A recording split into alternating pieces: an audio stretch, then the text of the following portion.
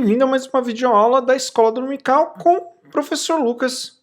Hoje, continuando o sermão escatológico. Para quem não sabe, na Escola Dominical dos Jovens, nós estamos trabalhando 3 eixos sobre o discurso de Jesus no Novo Testamento, né? Nós queremos entender mais, com mais profundidade, a doutrina de Jesus passada nos Evangelhos. E nós identificamos, no formato dos Evangelhos, 3 eixos do ensino doutrinário de Jesus. Os sermãos, presentes nos 5 sermãos do livro de Mateus, as parábolas presentes nos sinóticos, né, Mateus, Marcos e Lucas, e os discursos presentes no livro de João. João que não tem nenhuma parábola, e o formato de ensino doutrinário no livro de João é sempre em movimento, é sempre em debate, em diálogo. Nicodemos vai até ele e faz uma pergunta. Jesus está andando e tem contato com uma samaritana. Jesus está orando. Então é sempre algo em movimento, não tem formato de sermão. Por isso que o terceiro seria discursos, né?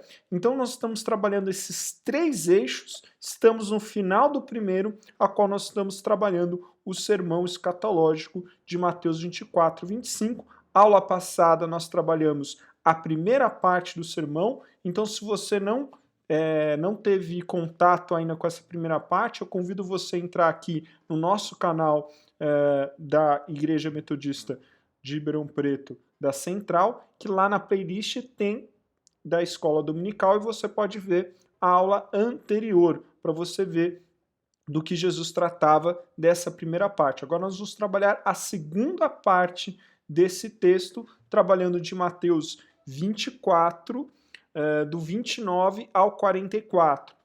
Desculpa, do 29 ao 42. As parábolas que vêm logo em seguida vai ser tema para a próxima aula. Então a gente ainda não vai concluir o capítulo 24, em vista que o término do capítulo começa uma sequência de parábolas, né? São 5 parábolas, as 2 primeiras começando no Mateus 24, e depois você vai ter mais 3 no capítulo 25, elas vão ser temas para a próxima aula, tá bom? Então hoje a gente vai trabalhar até o 42, e a gente conclui o núcleo central desse sermão escatológico, e aí Jesus ele vai trazer esses conceitos que ele traz no sermão por figuras de semelhança por meio de parábolas, ok? Então vamos lá, vamos iniciar a aula de hoje. Começando aqui com o trecho de Mateus 24, 29 ao 31. Lembrando que nós vamos até o 42. Logo em seguida, a tribulação daqueles dias, o sol escurecerá, a lua não dará sua claridade, as estrelas cairão do firmamento, e os poderes dos céus serão abalados. Então aparecerá no céu o sinal do filho do homem.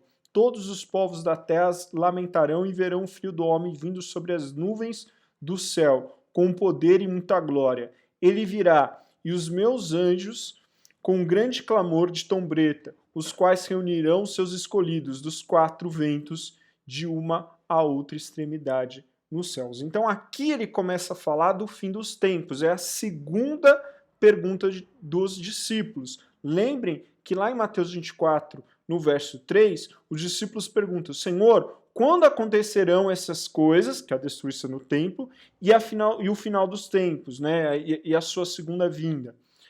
Jesus começa a falar sobre a destruição do templo, até o 28.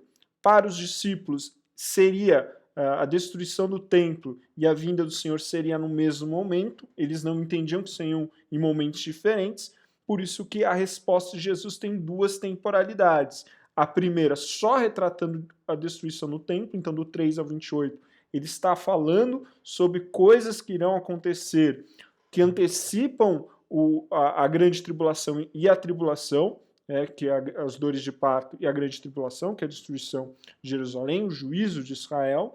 E aí do 29 ao 31 ele está falando da consumação dos séculos, que seria a segunda parte da pergunta dos discípulos. Aqui ele está falando para nós, por exemplo, que possivelmente isso pode acontecer no nosso contexto.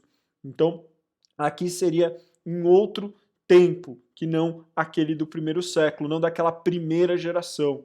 né? E aí a gente vai trabalhar isso. Então, por isso que eu disse, no verso 29a, ele dá início à resposta da segunda pergunta. Isso fica mais claro se você ver esse mesmo sermão em outros evangelhos, em Marcos e em Lucas. Em Marcos, ele não usa o termo imediatamente depois, como o de Mateus. Ele vai usar, por exemplo, a expressão "e naqueles dias", como uma expressão adverbial de tempo que retrata um outro período. Em Lucas ainda ele é mais específico, dizendo quando terminar quando os tempos dos gentios se completarem, aí virão o fim dos tempos. E aí o tempo dos gentios que Lucas está retratando é o tempo de o evangelho ser espalhado para toda a terra. Por quê? Porque no final dos tempos, Jesus, assim como ele julgou Israel, agora ele vai julgar todos os povos. Agora ele vai julgar a todos, para então fazer a redenção de Israel e de todos os homens.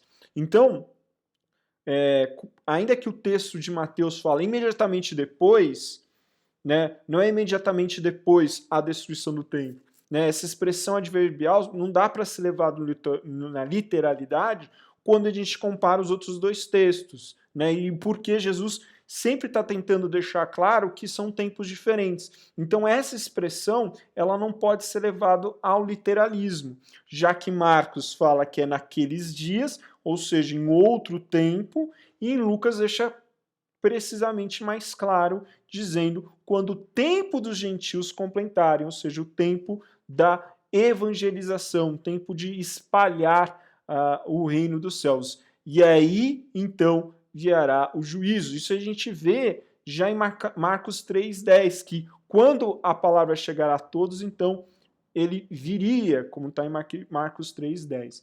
Então, o juízo não é imediatamente, o juízo dos povos não é imediatamente a destruição do templo, mas em outro período, tá? Então, por isso, cuidado quando você lê -se imediatamente no texto de Mateus e achar que as duas coisas estão conectadas no mesmo tempo, mas não estão. Os textos de Marcos e Lucas, que tratam do mesmo sermão, deixam isso mais claro, tá? E outros trechos do próprio texto de Mateus deixam, tá bom? Então, aqui ele não está mais falando logo após a destruição do templo, mas num período, como Marcos diz, naqueles dias, ou no término do período dos gentios, como Lucas utiliza, tá? E aí a gente vem a parte B, né? Que aí o Filho do Homem virá.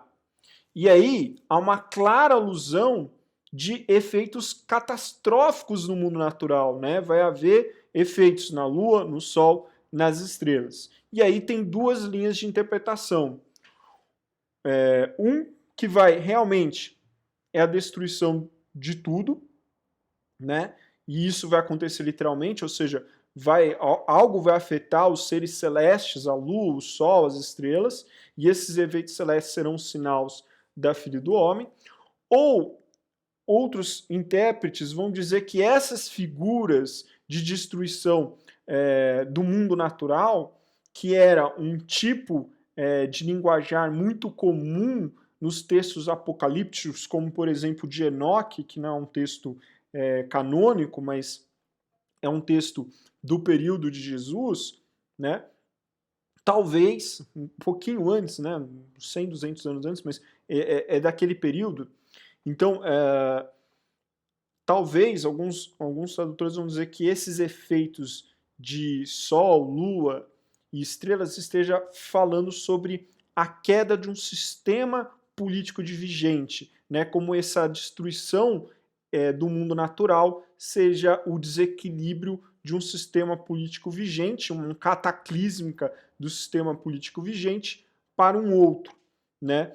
E é nessa crise de um sistema mundial que viria o Messias, né? Como, por exemplo, a gente vê essa alusão em Daniel 7, 9 e 10, quando esse quarto império se levantaria, um quarto império que seria contra Deus e contra o seu filho, e contra o seu povo. E aí viria o fim dos tempos. Então, tem dois caminhos aí que você pode interpretar essa destruição a destruição, não, esse abalo desse mundo cósmico. Pode ser literal, né? A gente vai ver abalos tanto no Sol, ou seja, uma eclipse solar muito grande que gere uma maior intensidade de calor, um meteoro na Terra que abale a ação da Lua e do Sol, porque ele fala que a Lua, né, a gente não vai conseguir ver a luminosidade dela, a luz dela, nem do Sol. Então, algum efeito catastrófico na questão astronômica, a questão dos poderes cósmicos, ou o uso aqui é um uso de figura de linguagem próprio de discursos apocalípticos do período que retratam, na verdade, uma queda de um sistema político vigente para um novo sistema que seja contra Deus e seu povo. E aí estaria se relacionando a uma alusão ao texto de Daniel 7, 9 e 10. Pode ser esses dois caminhos. Mas qual que é o ponto? Quando Jesus virá, vai haver abalo, seja no mundo natural ou no mundo político. Esse vai ser um dos sinais, né? Esse vai ser um dos sinais. E junto com esses sinais virão dois símbolos sendo representados no céu, né? Primeiro, um sinal, que é um estandarte. Alguns dizem que podem ser um símbolo, como se fosse o mesmo símbolo que, por exemplo, Constantino viu no imperador Constantino viu no horizonte, né? As primeiras palavras do nome de Cristo, CP e uma cruz, não sei. Ou outros dizem que esse estandarte é a representação de um novo reino, né? Da figura do filho do homem, né? Mas haverá um sinal no céu, né?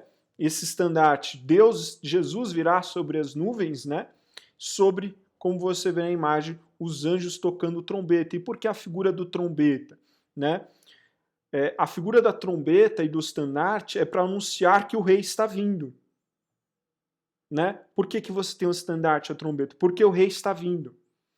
Então, vai haver o anúncio nos céus de que Deus está vindo, e todos virão, todos ouvirão e verão que o Filho do Homem está vindo. E aí, tocar as trombetas também representam reunir o povo de Deus, porque nesse momento vai haver uma separação entre os filhos de Deus, que serão, aí tem interpretação, se serão arrebatados ou irão direto para o juízo para entrar na glória, né? E tem interpretações, dizem que na hora que tocar as trombetas haverá o arrebatamento e toda a igreja será levada aos céus, né? Outros dizem que eles serão reunidos e julgados, né? Mas o ponto é, o povo de Deus serão reunidos, né? E aquele que não será o povo de Deus será julgado. Tá? Então, tocará as trombetas e terá o estandarte, ou seja, haverá um sinal que nós possamos ver e ouvir nos céus, proclamando a vinda do Rei dos Reis, Senhor e Senhores, Jesus Cristo. Né? E essa referência está lá em Isaías 11, 12 e Isaías 27, 14. Então, chegará o Filho do Homem, depois de tocar as trombetas, e o estandarte virá o Filho do Homem acima das nuvens, e desse Filho do Homem iniciará o reino eterno para sempre. E aí é muito importante, porque esse Filho do Homem representado em Daniel 7, 13 e 14, é um Filho do Homem que é um reino eterno, que terá domínio e soberania sobre todas as coisas. Então, se você pensar nas características desse Filho do Homem, ele virá dos céus, ele será soberano, ele terá domínio, será eterno. São figuras que não caberiam numa pessoa natural. Então, Daniel, aqui, já está expressando o quê? Uma teofonia. Ele está trazendo um elemento da Trindade. Ele só pode estar apontando para Cristo, porque seria uma pessoa perfeita, uma pessoa que estaria trazendo, representaria o domínio e o governo de Deus. Ou seja, ele só pode ser o próprio Deus, ele só pode ser o Filho de Deus. Então, quando a gente traz o conceito de Trindade, esse conceito de Trindade, ele não é uma construção neotestamentária. Já apontamentos que a gente chama de teofanias, né, seja teofanias que apontam para Cristo ou teofanias que revelam a Cristo, né? Então, por exemplo, na sarça ardente, quando há um anjo do Senhor na sarça. Não há Deus, é o anjo do Senhor na sarça falando com Moisés. E o anjo que está na sarça, o anjo do Senhor, que é a teofania, é Cristo ali, diz: eu sou o que sou. Como um anjo pode dizer que ele é? Porque ele é o Senhor. Se ele é o Senhor, então não poderia ser um anjo. Por isso que o texto chama o anjo Senhor. Por quê? Porque é o próprio Cristo, é uma teofania representada, expressa claramente ali. Então, essa profecia de Daniel aponta uma teofania, ainda que não naquele exato momento, porque aponta para Cristo. Então, a característica do Filho do Homem aqui, se você pegar depois e ler 7, 13 e 14, e aqui também, porque ele vai ter domínio e governo sobre todas as coisas, é início do governo eterno, ele só poderia ser Deus. Ele não poderia ser um homem. Então, não, essa construção de Cristo como um ser divino não é neotestamentária, já há apontamentos disso na profecia. E aí, até Bill e Carson vão falar que esse tipo de interpretação era comum e que antecedia a figura dos cristãos, que era uma percepção que esse Messias realmente teria essas características, que era uma percepção comum dos rabínicos. E que depois, mais para frente, vão falar que a figura do Messias, na verdade, é o Estado de Israel pronto para receber o juízo de Deus, e aí não é um Messias, mas sim Israel. E aí eles tentam trazer uma outra simbologia desse Messias, né, do povo pronto, ou de uma figura que permitiria o povo pronto, então não é realmente soberano e domínio. Isso é uma interpretação posterior. Então, por que eu estou dizendo tudo isso? Porque aponta já para Cristo as Escrituras. Tá? Então não é uma construção neotestamentária. E aí o texto fala sobre o lamento. Ao mesmo tempo que haverá a trombeta, ao mesmo tempo que haverá o estandarte, ao mesmo tempo que aparecerá o Filho do Homem nas nuvens, o texto fala de um lamento. Por que lamento, Lucas? Por que o povo irá lamentar? Porque aqueles que não são escolhidos no texto e que serão reunidos ao toque das trombetas, esses irão perecer. Eles terão seu juízo, como a gente vai ver em Apocalipse depois. Eles irão sofrer. Por quê? Porque Cristo já havia dito: aquele que não crer perecerá, porque aquele que crer será salvo eternamente. Ou seja, ainda que morra, irá o quê? Permanecer eternamente, mas aquele que não crer irá perecer. E aí o lamento. O lamento aponta para o julgamento das nações, que não são os escolhidos. Por quê? Por que eles não foram escolhidos? Porque Deus não escolheu eles? Não. Porque Deus chamou a todos, mas eles resistiram ao chamado do Senhor. Agora, por isso eles serão julgados. Por isso eles serão condenados. Então aqui faz uma alusão de Apocalipse 1 e Apocalipse 6, 15, 16 sobre o julgamento de todo o povo, né? E aí você vê o texto, porque virá dos 4 cantos. Então os 4 cantos representam os 4 pontos cardeais, porque os eleitos do Senhor não são eleitos agora pela sua genealogia, não são eleitos agora porque representam uma nação, um Estado nacional. Eles são agora eleitos porque, como diz João Batista, eles se arrependeram e creram, porque agora quem quiser participar dessa figueira, a qual o apóstolo Paulo fala que foi que os gentios foram enxertados dentro da figueira, é aquele que quer se arrepender e crer e produzir frutos, né, de arrependimento. Então, como a gente disse que o evangelho será anunciado nos 4 cantos, dos 4 cantos estarão agora a nova Israel, a igreja do Senhor, a igreja que se arrependeu dos seus pecados, que creu no bendito do Senhor e se tornou justificado, e agora justificado nasce de uma nova vida, produzindo frutos de santificação, frutos de arrependimento. Essas pessoas é que serão reunidas dos 4 cantos como 4 ventos, e serão reunidos porque serão separados do juízo que virá sobre a terra. Então, por isso que eu disse, vai ficar uma clara separação entre o povo que creu, se arrependeu e permaneceu fiel ao Senhor, e aquele que não creu e que será julgado, irá perecer. E é muito importante, Jesus vai pegar muito nessa treca sobre estar preparado. E ele continua. E aqui é importante uma coisa.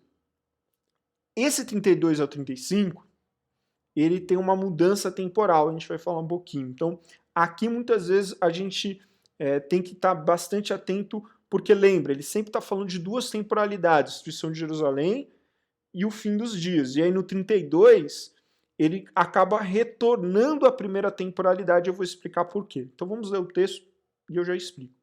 Aprendei, pois, a parábola da figueira. Quando já os seus ramos se renovam, as folhas brotam, sabei que está próximo o verão. Assim também vós, quando virdes todas essas coisas, sabeis estar às portas. Em verdade vos digo, não passará essa geração sem que tudo isso aconteça. Passará céu e terra, porém as minhas palavras não passarão. Quando Jesus fala o seguinte: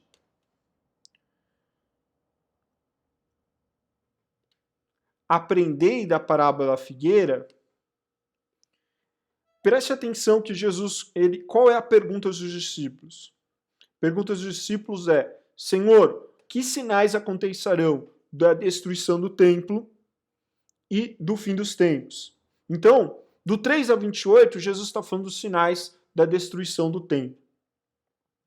Do 29 ao 31, Jesus está falando dos sinais do fim do tempo. Ou seja, aqui no 31, Jesus respondeu a pergunta. Ele responde. E aí, após a receber, Jesus não está falando mais dos sinais do tempo. Jesus começa a exortar. Então, agora que vocês sabem disso, ele começa a exortar. Façam tal coisa. E aí, ele respeita a mesma estrutura das perguntas. Então, ele começa a exortar, primeiro, princípios da primeira resposta, que está relacionada à destruição de Jerusalém, e depois do final dos tempos. Entendam isso, porque ele acabou de dar a resposta. Então, agora que vocês ouvirem isso, aprendem o seguinte, aí ele começa. E esse aprender, essa exortação, inicialmente se conecta à primeira pergunta. Por quê? A primeira pergunta, percebam que ele fala até essa geração. A primeira pergunta se relaciona àquela temporalidade da destruição de Jerusalém, que seria naquela geração. Por isso que essa primeira parte, do 32 ao 35, está direcionada aos discípulos naquele exato momento. Do 36 em diante, aí ele volta para falar da segunda temporalidade. Por quê? Porque é fora daquela geração. Tá bom? Então ele diz sobre o aprendizado da figueira, quem que ele está falando? Falando da primeira geração. Então o que a gente pode aprender na figueira? Olha a imagem. O que você pode aprender na figueira? Que ele fala, olha, se vocês sabem que o momento que floresce e dá fruto é o período do verão, assim como vocês sabem aprender, interpretar as estações, aprendam a interpretar os sinais. Quais sinais? Os sinais da destruição do templo. Por que era importante aprender os sinais? Porque Jesus falou, olha, quando tiver o cerco dos romanos, ai desse período, porque vai ser uma destruição que ninguém nunca viu. Então, nesse período, subir aos montes, fujam de Jerusalém. Né? Até ele fala com um alarmismo, se você está no airado, ou seja, se você está no telhado, não desça e entre dentro da casa e pegue suas coisas, vá embora. Se você está com a capa apenas está com a túnica e esqueceu a capa, deixa a capa. Deixa a capa.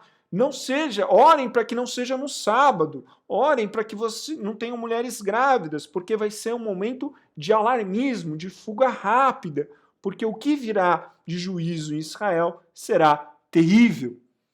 Então, quando ele fala aprender a interpretar a figueira, é dizendo, olha, não deixe de interpretar o tempo. Por quê? Porque eu avisei para que vocês não estejam em Jerusalém, porque será um juízo terrível. Ainda que eu não queira, eu queria ter levado eles ao arrependimento, como diz o Mateus 23, eu queria ter recolhido vocês aos meus braços com uma galinha quer reunir os seus pintinhos, mas vocês não quiseram. Vocês resistiram. Daí o juízo de Israel. Então, Jesus fala que os escolhidos do Senhor serão o quê? Protegidos, serão cuidados. Como? Com avisos de Jesus. Por isso que ele fala, interpretai os sinais para que vocês não venham perecer desse juízo.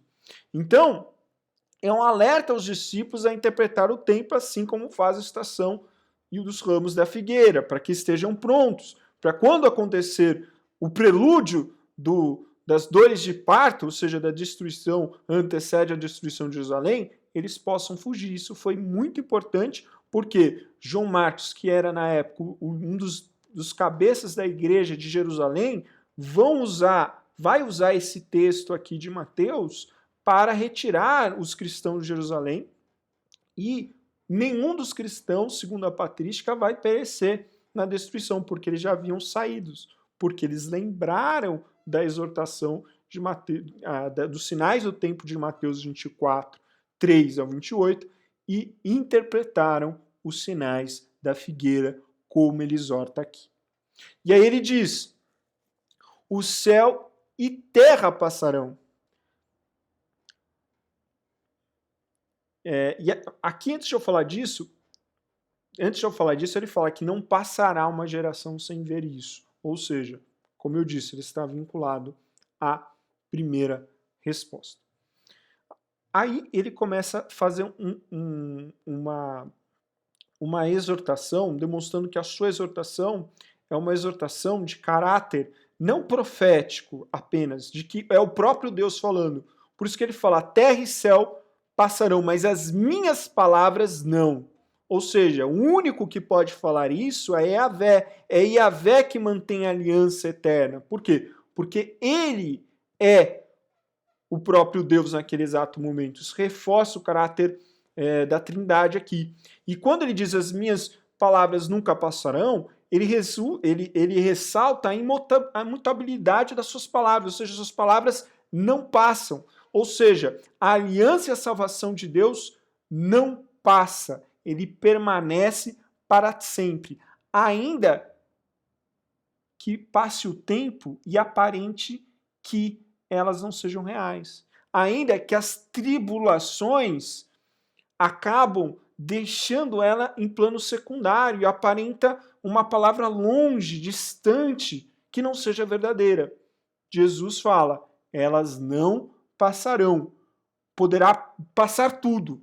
Ou seja, poderá demorar tempo, poderá haver destruição, poderá haver qualquer coisa nessa materialidade, mas as suas palavras não se romperão como o dia, não se apagarão como a aurora, não serão esquecidas como a memória, mas elas se interpelam pela eternidade. E é isso que é fundamental. Então ele fala, olha, não esqueçam das minhas palavras, porque elas não passam. E aí, antes de ele falar isso, na parte B do 35, ele fala da céu e terra passarão. E é interessante, porque ele mostra a natureza provisória da terra. Né? Como a terra, ela está num estágio provisório. Por quê? Vamos lembrar de Apocalipse? Haverá novos céus e nova terra. Ou seja, essa terra que era perfeita, lá em Gênesis 1:31, quando ele diz, e ele viu que era bom, e ele viu que era bom, ou seja, que era perfeito, e ela foi, por causa do nosso pecado, afetada, como diz o apóstolo Paulo, que a nossa criação geme e padece com dores de parto. Ela geme e padece pelo quê? Pelo pecado de Adão. E ela geme e padece por quê também, Lucas? Porque ela espera para o momento do juízo de Deus. E aí Deus poderá refazer todas as coisas. Como nós, que estaremos com o corpo glorificado e não mais com a herança de Adão, como a terra, que não terá mais imaculada pelo pecado do homem. Então, quando ele fala terra e céu passarão, mostra como essa terra é algo provisório. Ela vai ser refeita, assim como nós seremos refeitos para voltarmos ao estado original, aquilo que o Wesley fala da nova criação. Por isso que o Wesley fala nova criação.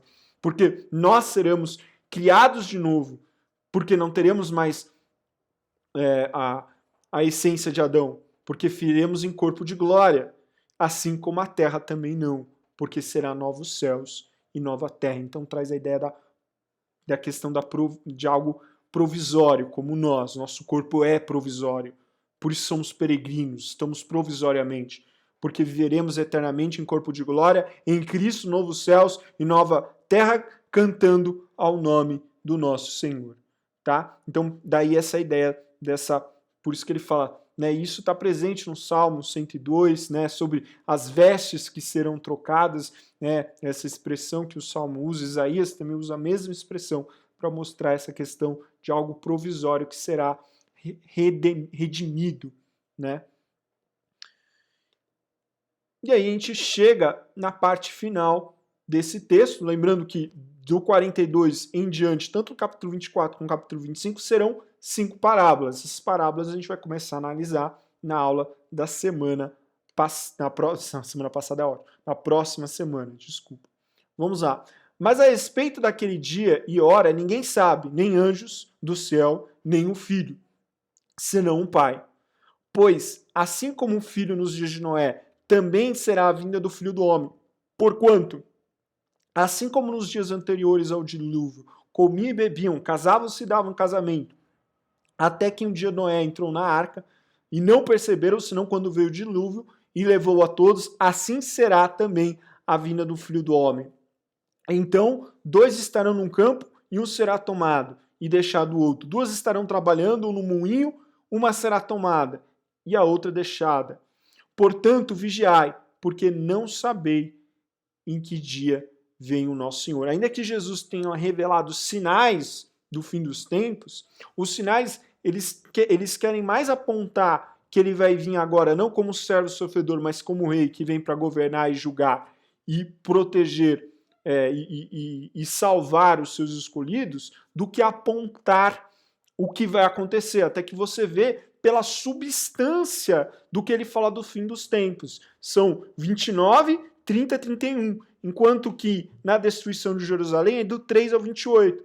Por que tem mais riqueza de detalhes? Porque, como eu disse, eles tinham que aprender a figueira para não ser atingidos pelo juízo de Israel.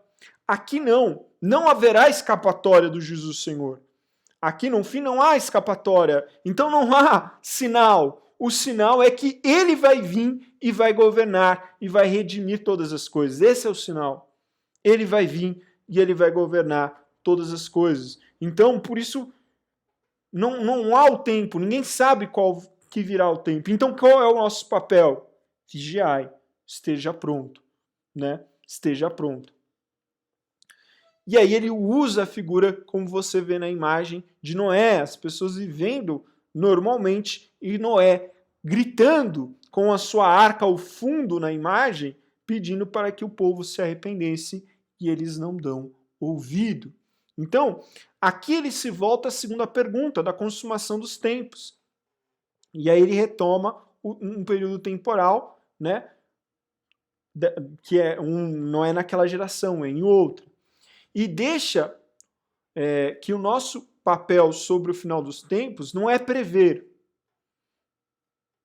Porque ele não dá substância para isso. Essa não é a preocupação. A preocupação de Jesus é: esteja pronto. Por isso que ele fala, olha, quando haverá o fim cósmico ou o fim de um sistema, como eu disse, eu virei.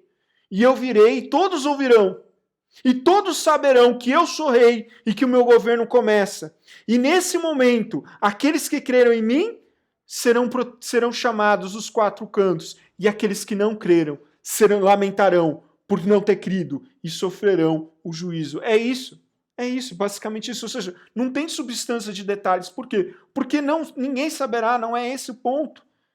O ponto é, esteja preparado.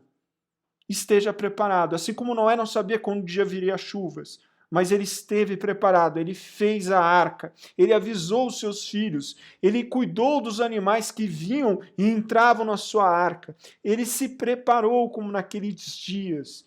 Assim nós nos preparamos como Noé.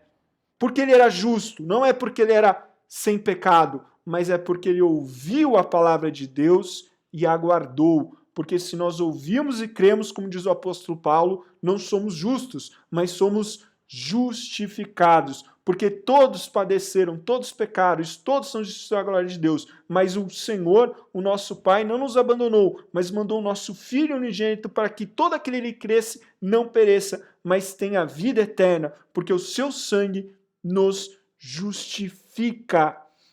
Esse é o ponto. O seu sangue nos justifica. Então nós temos que estar pronto como Noé. Pronto, porque ele virá quando as pessoas estarão vivendo normalmente. Ele virá como um ladrão quando ninguém saberá. Ele virá. Então que nós estejamos prontos, porque o mundo viverá normalmente, comerá, casará, dia a dia. Mas nós temos que estar preparados. E eu creio que Jesus ele reforça isso porque ele sabe que será um longo tempo dessa palavra que ele deu até isso acontecer. Então, a imprevisibilidade do texto está presente porque, se você olhar o texto de Noé, demorou anos, mais de 100 anos, para aquilo que acontecesse, né? Então, ele reforça a imprevisibilidade do momento. E ele reforça, vai aparentar que não vai acontecer, mas acontecerá. Por isso, não perca a sua fé, persevere. Então o fundamento é a fidelidade.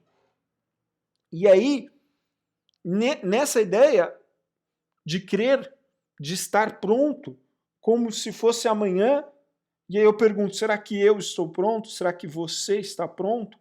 Nós temos que estar prontos, senão nós não estamos, começamos nos arrependendo agora, mudando a nossa vida e nos preparando. Mas, e aí, essa imprevisibilidade, essa fidelidade é reforçada na figura de linguagem que ele traz. Haverá dois. Um ficará e o outro irá. Por que Jesus está tentando dizer? Ele não está dizendo que vai ficar 50% da igreja. Não é isso. Ele está usando uma figura de linguagem. Ele está falando, olha, não importa se você tem uma família onde as pessoas creem. Não é por isso que você será salvo. Porque o pai de família representa toda a família. Se ele crê, toda a família tem que crer. E aí, significa que toda a família será salva? Não.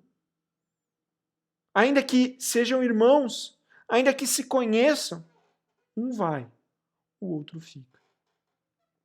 Por quê? Porque é como diz João Batista, aquele que não crer, não se arrepender e crer, produzir frutos de arrependimento, não entrará no reino dos céus. Ou como diz Jesus no Sermão do Monte, muitos dirão, mas Senhor, eu fiz isso, eu fiz aquilo outro.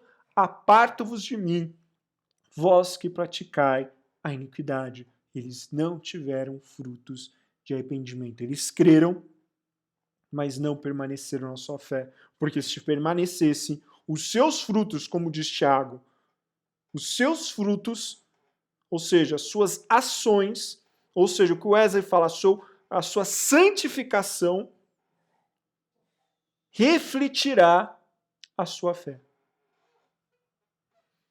Né? E aí traz aquela alusão do texto do sermão de Mateus 10. Né? Eu não vim trazer a paz, eu vim trazer a espada, eu vim trazer a divisão na família. Por quê? Por que a divisão? Porque alguns vão crer, outros não. Porque aquele que não apegar a cruz e seguir-me, não será merecedor de mim.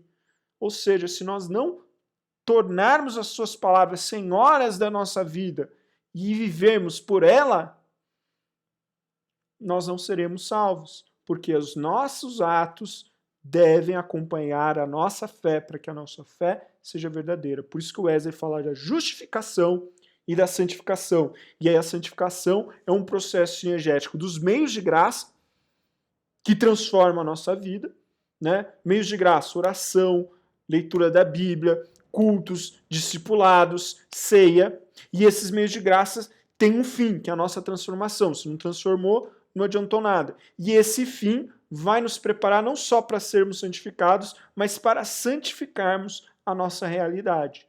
E aí é o processo de santificação interno e externo. E para terminar, então, vigiai, né? A separação causada ao Filho do Homem é para aquele que crê. Então, olha só que interessante o texto de Lucas que faz um paralelo com o de Mateus. Olhai por vós, para que não aconteça que os vossos corações se carreguem de glutonaria, de embriaguez, dos cuidados da vida, e venha sobre vós de improviso aquele dia, ou de armadilha, se a gente pegar alguns outros pergaminhos. Ou seja, para que nós não sejamos pegos em armadilha, né? Para que no dia que você vê aí na imagem da trombeta e do estandarte, do Senhor dos céus descendo, para que nesse dia nós não sejamos pegos de surpresa com uma armadilha. Para que as coisas deste mundo tenebroso não nos amarrem e não nos deixe ir como a mulher de Ló, que olha para trás porque olha para onde realmente estava o seu coração, para que os nossos corações não tenham esses laços. Por isso que os meios de graça e a santificação é fundamental. A nós não estarmos parados, buscarmos a perfeição cristã, para que nós sejamos preparados para esse dia. Por isso, vem e fecha o 42. Vigiai. O que é a expressão vigiai? Esteja acordado. Ou seja, se você vê os textos proféticos, principalmente de Jeremias, Ezequiel, ele fala de sono. O que é o sono? A embriaguez. É os desejos desse mundo que tentam nos entorpecer, que tentam nos fazer esquecer da realidade. Então é como se uma pessoa estivesse dormindo acordado, estivesse perdido, esquecido da sua memória. Por isso, para nós não estarmos embriagados com os desejos desse mundo e nem dormindo, que mantemos acordado. Isso é vigiar, estar desperto, para que em nenhum momento nos embriaguemos, em nenhum momento dormimos, né? Como diz lá em Efésios, desperta tu que dormes e Cristo te iluminará, ou Cristo te esclarecerá, que nós não dormimos no pecado, nos desejos deste mundo passageiro, desse mundo vulnerável, desse mundo tão previsível, mas não, que nós nos vigiamos a todo tempo, para quando nós vemos que os nossos corações estão se perdendo nos nossos desejos, nós rejeitamos, nós dizemos não, nós nos arrependemos, porque estamos acordados, com uma cidade sitiada, que sabe o que entra e o que sai no coração de um homem. Por quê? Porque tem alguém vigiando, tem a sentinela na porta. Mas não, os nossos corações não possam ser como a pós-modernidade de hoje, que é como uma estrutura líquida que se muda a cada instante, porque não tem muralhas protegendo o coração, o centro dessas pessoas, mas mudam a cada segundo. Por isso, sejamos vigilantes, olhando para dentro dos nossos corações, para que não perdemos a nossa essência, o nosso chamado de Deus. Estejamos vigilantes por causa da incerteza da segunda vinda, por causa da incerteza de quando virá. E mais do que isso, por causa do valor que é a eternidade do que esse mundo passageiro. Então, para que ele não venha com armadilha, como um laço, estejamos preparados, estejamos prontos.